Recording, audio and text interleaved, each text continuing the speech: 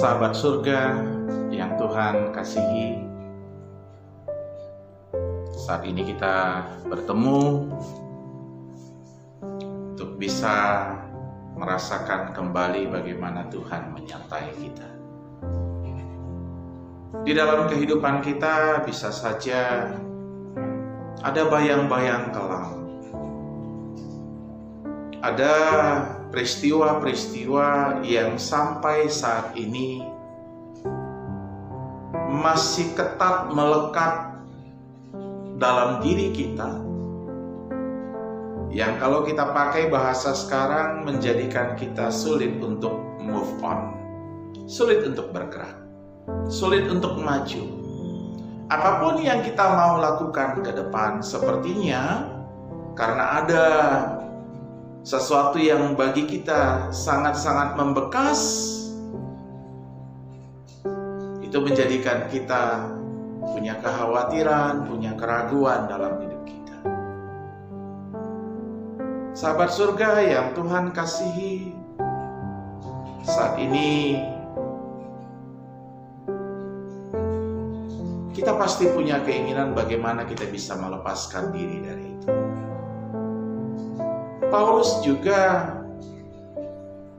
di dalam kehidupannya dia mengalami transformasi kehidupan yang sangat luar biasa.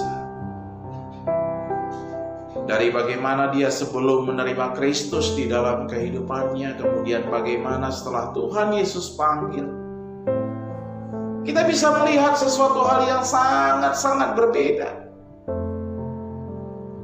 Walaupun sebenarnya saya punya kata bahwa sebelum menerima Kristus dia juga hidup dalam rasa optimisnya, bahwa dia merasa dirinya dibenarkan, dia merasa dirinya itu dimampukan. Tapi ketika dia menerima Kristus dalam kehidupannya, dia menyadari bahwa apa yang dia lakukan sebelumnya sebenarnya itu sesuatu yang selanjutnya dia bisa mungkin katakan, oh itu nggak benar. Tapi apakah dia dengan masa lalu yang dia miliki sebelumnya, ketika hidup dan terima Kristus, dia menjadi seorang yang peragu dalam menapak kehidupannya? Tidak. Yang saya mau katakan, setelah Paulus menerima Kristus, kita bisa melihat ketika kita baca Alkitab bagaimana tantangan-tantangan yang dia terima. Berapa kali dia ditangkap, dipenjarakan, bagaimana penyakit itu merongrong dirinya. Tapi sahabat surga yang saya kasihi, yang Tuhan Yesus kasihi, Paulus tidak pernah mundur setitik pun. Bahkan dia mengatakan bahwa segala sesuatu yang ada di belakangku, aku akan tinggalkan itu, lalu aku akan berlari ke depan. Berlari ke depan itu butuh konsentrasi yang sangat-sangat, saya katakan sangat perlu diperhatikan. Berbeda dengan berjalan, kita bisa santai. Ketika orang berlari tujuannya harus jelas, langkahnya harus jelas, semua organ-organ tubuhnya bekerja supaya tidak celaka ketika dia berlari. Tapi apa yang dikejar oleh Paulus? Paulus tahu sekali, sahabat surga, bahwa yang dia kejar itu adalah sangat-sangat luar biasa, yaitu janji Kristus. Ada janji surgawi. Dan sederhana sekali dalam kehidupan kita, kita seringkali mendengar kata Immanuel, Tuhan menyertai kita. Paulus percaya sekali dengan itu. Oleh sebab itu, sahabat surga, pada saat ini saya mau mengajak kita mungkin punya masa lalu yang tidak mengenakan, tidak menyenangkan. Tapi hari ini seperti yang Paulus katakan, mari kita tinggalkan itu. Bagaimana caranya?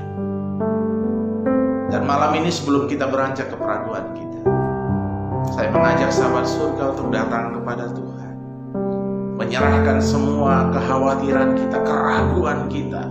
Kalau bahasa sekarang, akar pahit kita yang membuat kita tidak bisa move on ke depan. Lalu apa yang bisa kita lakukan? Apakah hanya berserah? Tidak. Percayakan bahwa Tuhan itu bisa menolong kita. Dan ketika engkau sudah minta, engkau sudah serahkan hidupmu pada Tuhan, biarlah Tuhan